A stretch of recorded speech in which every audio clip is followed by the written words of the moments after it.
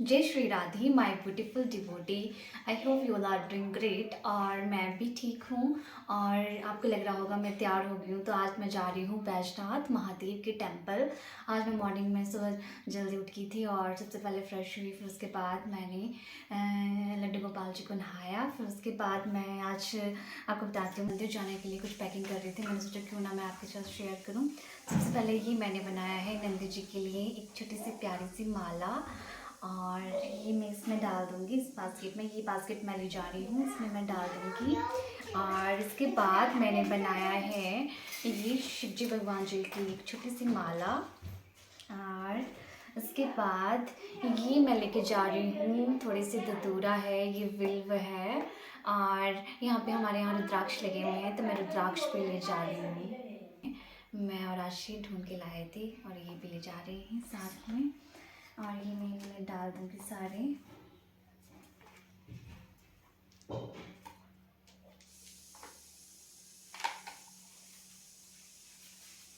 उसके बाद ये मैंने एक छोटी सी माला बनाई है बेल की, ये भी डाल दूँगी। और ये मैंने बेल पत्तर की बंडलियाँ जैसे बनाई हैं। और ये भांग के पत्ते।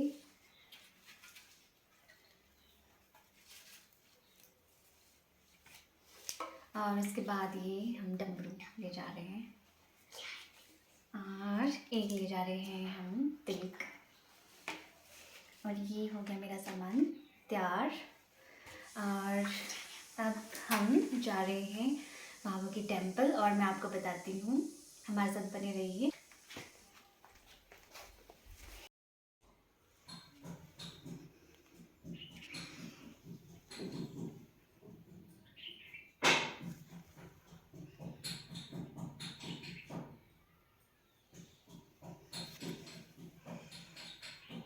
मासी ने तो बता दिया होगा आपको, हम टेंपल जा रहे हैं, हमारे साथ कानू भी जा रहे हैं। इधर देखो कितने प्यारे लग रहे हैं। देखो आशिन ने वुलन की ड्रेस पहनाई है कानू जू को, और ऊपर से जैकेट पहनाई है। देखो येलो कलर की जैकेट। वाह कितने प्यारे लग रहे हैं हमारे कानू। अब हम पहुंच गए हैं स्क्रैनधार, और क्या बोलते हम जा रहे हैं पाया सिद्धपुर होके। और क्या बोलते आज मेरे साथ जा रही है मेरी सिस्टर, मैं आपको मिलवाती हूँ। राधे राधे राधे राधे। उसके बाद आगे बैठे हैं, मैं आपको बताती हूँ कौन कौन बैठा है आगे। आगे बैठी है आशी, और आशी के साथ बैठे हैं छोटे से आशी के प्यारे से भाई लड्डू गोपाल। वो कितनी सुंदर लग रहे हैं। और साथ में बैठे हैं आशी के भैया। बीच में खेत में हमें मोर दिख गए। लिटरली ऐसा लग रहा था कि हमें इनको पकड़ लें। और हम साथ में लड्डू ले जा रहे थे, तो इसलिए हमें मोर के दर्शन हो गए। और ये जो हमारा रोड है ये बहुत ही कंजस्टेड है, और बरसात में तो यहाँ पे बहुत ज़्यादा लैंडस्लाइड होती है। और आगे यहाँ पे गद्दी और अपनी बकरियाँ वगैरह, यहाँ भीड़ वगैरह चराने लाई थी। इनके यहाँ पे आजकल ठंड होती है, तो ये हमारे यहाँ पे आ जाते हैं। आशी अपने लड्डू को और खुद बहुत खुश हो गई थी, और लड्डू को बोल रही थी देखो देखो कितनी सारी भेंटें हैं।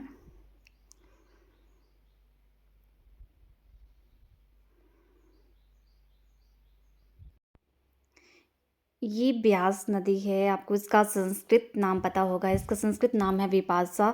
और जो ब्यास नदी है ये हमारी पीर पंजाब श्रेणी की दक्षिण छोर पर रोहतांग के पास से वो निकलते हैं। रोहतांग जो दर्रा है उसके पास से निकलते हैं। कितना अच्छा व्यू लग रहा है।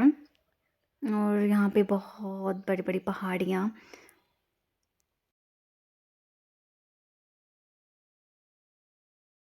यहाँ पे बीच में गेहूं के बीच में सरसों खिली हुई है, बहुत ही हरी भरी।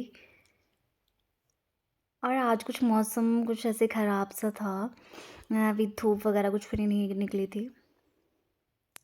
और यहाँ पे बीच में चील की ट्री। हमारे हिमाचल में तो ऑर्नामेंटल इसकी तो कमी नहीं है। अब हम पहुँच गए मंदिर में, और यह जो मंदिर है यह एक प्राचीन मंदिर है जो गडरिया था बैजू, उसके नाम पर यहाँ का नाम जो है बैजनाथ पड़ा है। इसका पुराना नाम कीरग्राम था। यहाँ पे श्रद्धालुओं की बहुत भीड़ थी।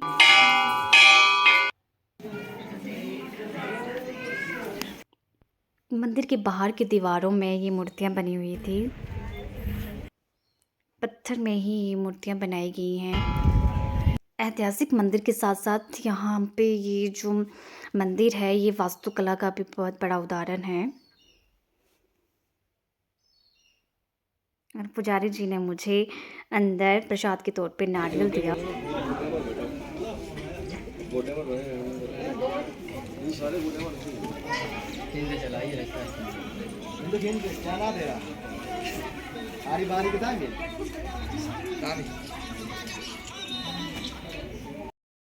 यहाँ पे नंदी जी से मांगी हुई मन्नत पूरी होती है।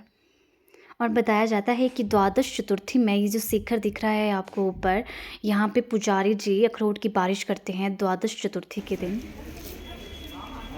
फ्रेंड्स, टेंपल में यहाँ के दर्शन कराने के बाद हम आपको थोड़ा सा इस टेंपल की हिस्ट्री और जो इसके रहस्यमयी तथ्य है उनसे अवगत करवाते हैं। तो सबसे पहले मैं आपको बताना चाहूँगा कि ये मंदिर जो है, जैसा आप यहाँ से देख सकते हैं कि इसमें ये छोटा सा चबूतरा दिख रहा है, इस तरह के ही इसमें 4 चबूतरे हैं और उसके बाद ये बड़ा सा चबूतरा है ऊपर, जिसको ये टेंपल जो है ये नागर शैली में बना है। इस तरह की शैली को जो है वो नागर शैली बोलते हैं। इसमें जनरली ऐसा होता है कि इसमें जो मंदिर होता है उसमें 4 चबूतरे होते हैं, जिसमें साइड में छोटे छोटे टेंपल बनाए होते हैं और जो मेन टेंपल होता है उसका साइज बड़ा होता है और जो मेन टेंपल होता है उसका साइज बड़ा होता है और उसी के गर्भगृह के अंदर जो होता है वो जैसे यहाँ पर शिवलिंग रखा हुआ है या कोई और भी टेंपल होगा उसमें वहाँ के जो मेन जो मूर्ति होगी वो उसमें रखी गई होती है। तो इस मंदिर का निर्माण के बारे में अलग अलग मान्यताएं हैं, लेकिन ये मंदिर जो है वो बहुत पुराना है। ऐसा माना जाता है कि रावण के समय का है। एक बार रावण भगवान शिव को लंका ले जाने के लिए जो है वो लंका से कैलाश पर्वत आए थे। वहाँ पर उन्होंने भगवान को कैलाश पर्वत से ही जो है वो लंका ले जाने की कोशिश करी। तो जब वो उन्होंने अपने हाथों से कैलाश पर्वत को उठाने की कोशिश करी तो भगवान शिव ने जो है अपने पैर के अंगूठे से थोड़ा सा बल देकर जो है उस कैलाश पर्वत को बहुत भारी कर दिया, जिससे जो है रावण उठा नहीं पाए उस टाइम पे और फिर उनको बहुत ज़्यादा तकलीफ होने लगी। तब उन्होंने ऐसा किया कि उसी टाइम पे उन्होंने शिव स्तोत्र की रचना करी थी। उन्होंने शिव स्तोत्र का गायन किया, जिससे भगवान प्रसन्न होकर जो है भगवान ने उनको अनुमति दे दी कि वो अपने हाथ वहाँ से वापस हटा पाएँ और भगवान ने उनको दर्शन दिए। तब उन्होंने अपनी इच्छा जताई कि भगवान शिव जो है वो उनके साथ लंका चले। भगवान उनकी ये सब मान के, लेकिन उन्होंने एक कंडीशन रखी उसके बीच में ही, क्योंकि भगवान जो है वो रावण जो है वो भगवान शिव के बहुत बड़े भक्त थे, इसलिए भगवान शिव भी उनसे प्रसन्न हो गए शिव स्तोत्र के बाद। परंतु उन्होंने लंका जाने के लिए कंडीशन साथ में रख ली। उन्होंने जो है खुद को शिवलिंग के रूप में परिवर्तित कर लिया और साथ ही रावण को ये कहा कि वो उन्हें जिस स्थान पर रखेंगे वो वहीं पर विराजमान हो जाएंगे। तो क्या है हाँ ठीक है। दर्शक खड़े हो गए देखने के लिए। अच्छा नहीं स्टोरी पता, ठीक है जी, सुनो ठीक है जी, सुनो। हाँ जी। तो फिर रास्ते में नेचर कॉल की वजह से यहाँ पर जब रावण स्थान पर पहुँचे तो यहाँ पर उतर कर उन्होंने क्या करा कि यहाँ पर एक बेटे चलाते थे, उनके पास भगवान शिव को सौंप दिया जो शिवलिंग के रूप में थे उनके पास, और उनको कहा कि वो नेचर कॉल के लिए जा रहे हैं, जब तक वापस नहीं आए थे वो उस मूर्ति को पकड़ कर रखे। लेकिन इस बीच क्या हुआ कि भगवान शिव ने खुद को और ज़्यादा भारी कर लिया, बहुत ज़्यादा वजन होने के कारण गडरिया ने जो है वो शिव को यहाँ नीचे रख लिया और इसी वजह से ये माना जाता है कि ये जो अंदर भगवान शिव की मूर्ति है ये उस टाइम के शिवलिंग है। इसलिए रावण ने बहुत कोशिश करी लेकिन इसको उठा नहीं पाया। फिर उसके बाद उन्होंने गडरिया का पीछा किया लेकिन तब तक मिल नहीं पाए और इस तरह से भगवान शिव जो है वो यहीं पर विराजमान हो गए। और अब यहाँ इसके जहाँ तक इसके आर्कोलॉजिकल सर्वे ऑफ इंडिया के उस टाइम के डायरेक्टर थे अलेक्जेंडर कनिंघम, उन्होंने बताया कि ये टेंपल जो है ये 726 ईस्वी में बना हुआ है ये टेंपल। तो इस तरह से तो बहुत पुराना है, लेकिन फिर भी जो आर्कोलॉजिकल सर्वे जो हमारे पुरातत्व विशेषज्ञ है उनके अनुसार जो है ये टेंपल बहुत पुराना है। आराम से हाँ। इसके बाद 1204 ईस्वी में इस टेम्पल का निर्माण जो है वो यहाँ के दो लोकल जो स्थानीय व्यापारी थे अहूक और महूक नाम के दो भाई, उन्होंने इस टेम्पल का निर्माण करवाया था 1204 ईस्वी में नागरशैली में। और ये कनिंगम का जो मैं बता रहा हूँ आपको, इसमें यहाँ पर एक इंस्क्रिप्शन है वो 726 ईस्वी की शारदा लिपि में लिखी गई है। उसमें ये बात मेंशन करी हुई है कि ये टेम्पल जो है वो 726 ईस्वी में बना हुआ है। तो 1204 ईस्वी में अहूक और महूक के द्वारा व्यापारियों का ये टेम्पल बनवाने के बाद 1805 के आसपास जो है यहाँ पे एक प्राकृतिक आपदा भी आई थी, जिसकी वजह से जो है इस टेम्पल को थोड़ा नुकसान हो गया था। तो कांगड़ा के राजा महाराजा संसार चंद ने जो है इसका फिर से इस टेम्पल की रेनोवेशन करी थी। ये टेम्पल जो है वीरवा नदी के किनारे पर स्थित है। ऐसा माना जाता है कि एक टाइम पे वीरवा नदी जो थी इस टेम्पल के पूर्व में बहती थी, जो कि एट प्रेजेंट जो है वो इस टेम्पल के पश्चिम में बह रही है। ठीक है, ये भगवान शिव की जलधारा है। जिस मार्ग से जल बाहर निकलता है उसको जलधारा कहा जाता है। तो इसको कभी भी लांघा नहीं जाता है। और आप देख सकते हो यहाँ पे मंदिर के साथ साथ छोटे छोटे और भी बहुत सारे मंदिर बने हुए हैं।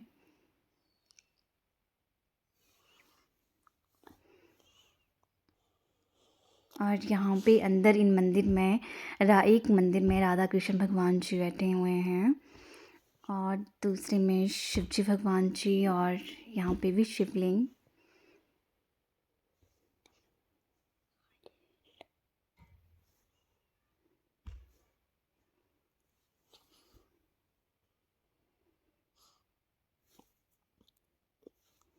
और मौसम अब बहुत साफ़ हो गया था और अच्छे से धूप खिल गई थी। और यहाँ पे जो बाहर की बाउंड्री है यहाँ पे भी ये मूर्तियाँ बनी हुई हैं। बताया जाता है कि ये संसार चंद ने का जो निर्माण था वो पूरा किया था। और इसके जब यहाँ पर भगवान शिव विराजमान हो गए तो पांडवों के काल में जो है वो पांडवों ने भी प्रयास किया था यहाँ पर मंदिर बनाने का, लेकिन शायद पूरा कर पाए या नहीं कर पाए, इसके बारे में जो है वो अब तक ऐसी फैक्चुअल इन्फॉर्मेशन है नहीं है कि बना पाए या नहीं बना पाए। लेकिन उसके बाद जो है वो 1204 ईस्वी में अहूक नामक दो भाइयों ने जो है यहाँ पर जो यहाँ के लोकल व्यापारी थे उन्होंने यहाँ पर इस टेम्पल का निर्माण किया, जो कि आप देख सकते हैं कि टेम्पल जो है बहुत खूबसूरत है। इसमें उन्होंने बहुत अच्छी कार्विंग्स जो है नक्काशी यहाँ पर करी हुई है, जिसमें आप बंदी बैल की मूर्ति देख सकते हैं और दीवारों पर जो है वो अनेक देवी देवताओं के अन्य जैसे भगवान गणेश हो गए हैं, आप चित्र देख सकते हैं यहाँ पर। और इसके साथ ही एक और फैक्ट इस टेम्पल या इस स्थान से रिलेटेड ये है कि बैजनाथ में जो है वो दशहरा नहीं बनाया जाता है, क्योंकि इसका कारण ये है कि रावण का जो है वो भगवान शिव का बहुत बड़ा भक्त माना जाता है। और जबकि साक्षात भगवान शिव यहाँ पर है तो इसलिए उनके सामने जो है एक बहुत बड़े भक्त का जो है वो पुतला नहीं जलाया जाता है, ताकि आराध्य देव भगवान शिव जो है वो नाराज न हो जाए। और एक बार इस स्वयंभू शिवलिंग के बारे में एक बात मैं और आपको और बताना चाहूँगा कि एक बार मंडी के राजा ने जो है इस शिवलिंग को मंडी रियासत में ले जाने की कोशिश करी थी, क्योंकि बैजनाथ जो है वो कांगड़ा रियासत का ही मतलब कांगड़ा रियासत के अधीन ही बैजनाथ टेम्पल रहा है। और एक बार कांगड़ा के राजा महाराज संसार चंद ने भी इस टेम्पल को जो है वो रेनोवेट करवाया है बीच में। तो मंडी के राजा जो ट्राई करते हैं कि इस शिवलिंग को जो है वो अपनी रियासत में ले जाएं, वो बहुत सारे ट्राई करते हैं, लेकिन इस शिवलिंग का जो है वो अंत उनको मिल नहीं पाता है। और इसी जो है वहाँ से कुछ कीट पतंग कीट मकोड़े निकल कर जो है वो उन सैनिकों को भगा देते हैं।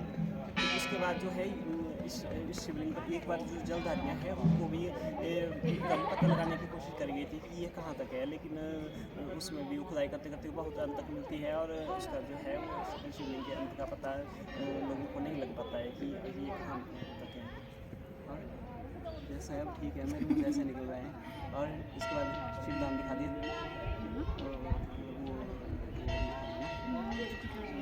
वो दिखा देना है ना। दशहरा का हो गया ना। हाँ, दशहरे के बारे में एक बात और है कि 1970-75 के दौरान जो है एक बार यहाँ पे, वैसे तो कभी तक आज तक रावण का दशहरा पुतला जलाया नहीं गया, पुतला जो है वो जलाया नहीं गया, लेकिन एक बार यहाँ पर जो है 1970 के आसपास कुछ लोगों ने ट्राई करी थी रावण का पुतला जलाने की। तो जिन लोगों ने ये पुतला जलाया था और जला भी दिया पुतला, लेकिन उसके बाद जो है उनके परिवार वालों की आकस्मिक डेथ हो गई या बहुत सारे कष्ट उठाने पड़े उन लोगों को, और इसलिए लोगों ने फिर से जो है वो ये पुतला जलाने की प्रथा यहाँ पर बंद कर दी, और इसलिए यहाँ पे दशहरा नहीं मनाया और जाता इसलिए यहाँ पर दशहरा नहीं मनाया जाता है। मंदिर के बाहर की साइड ये जो बह रही है नदी, ये विनवा नदी है। साथ में आप देख सकते हो जो बाहर माउंटेन्स हैं वो धौलाधार माउंटेन्स हैं। ये डिस्ट्रिक्ट कांगड़ा में पड़ती हैं और ये मंदिर भी डिस्ट्रिक्ट कांगड़ा में ही है। और आजकल यहाँ पे बिल्कुल सूखा है। जब थोड़ा पहले यहाँ पे बहुत ही ऑर्नामेंटल, ये जो क्या बोलते हैं, हाँ, श्रब जो होते हैं, श्रब लगाए गए थे, पर अब उखाड़ दिए हैं। शायद अब कोई और इन्होंने कुछ लगाना हो ऑर्नामेंटल ट्रीज। मंदिर के बाहर निकलते ही उत्तर की जो डायरेक्शन है उस साइड स्टॉल और शॉप्स हैं। शिवरात्रि के टाइम यहाँ पे बहुत बड़ा मेला लगता है। आगे चलते ही यहाँ पे कार पार्किंग की फैसिलिटी है। ये सारी गाड़ी जो है टेंपल के जो भी श्रद्धालु हैं उनकी यहाँ पे पार्किंग होती है। और हाँ, बताया जाता है कि यहाँ पे इस पूरी मार्केट में, बैजनाथ की मार्केट में, सुनार की एक भी शॉप नहीं है, क्योंकि जो भी ज्वेलरी की शॉप खोलता है उसकी शॉप में आग लग जाती है या कुछ ना कुछ हानि हो जाती है। तो यहाँ पे 1 किलोमीटर आगे पपरोला है, वहाँ पे आपको ज्वेलरी की शॉप मिलेगी। उसके बाद हम आ गए स्वीट्स की शॉप में। यहाँ पे फास्ट फूड भी था और स्वीट्स भी थे। तो हम मॉर्निंग से खाना खाया था, उसके बाद हमने कुछ भी नहीं खाया था, तो हम थोड़ा सा खाना खाने चले गए।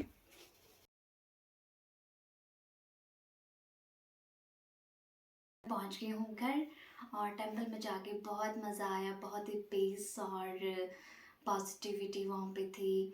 और ये जो मंदिर है ये बहुत ही प्राचीन मंदिर है।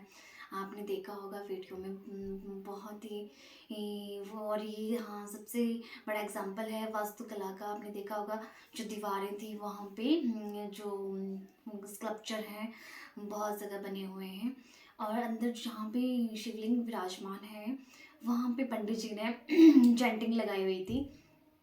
और वहाँ पे हमने बैठ के थोड़ी देर हमने भी मंत्र जाप करा और उसको सुना। मतलब जैसे ऐसा लग रहा था जैसे मेडिटेशन करते हैं, वैसा हमें फील हो रहा था। फिर हम बाहर आ गए, फिर हमने दीवारों में वहाँ पे वो चैंटिंग जो अंदर लगाई हुई थी उसको हमने दीवारों में कान लगा के सुना। तो बहुत ऐसा लग रहा था वहाँ पे कि साक्षात भगवान शिव यहाँ पे बैठ के तपस्या कर रहे हैं। और बहुत मज़ा आया। Thanks for watching. और मेरी वीडियो को लाइक करें, चैनल को भी सब्सक्राइब करें, शेयर करें और बेल आइकन को दबाना ना भूलें। जय श्री राधे।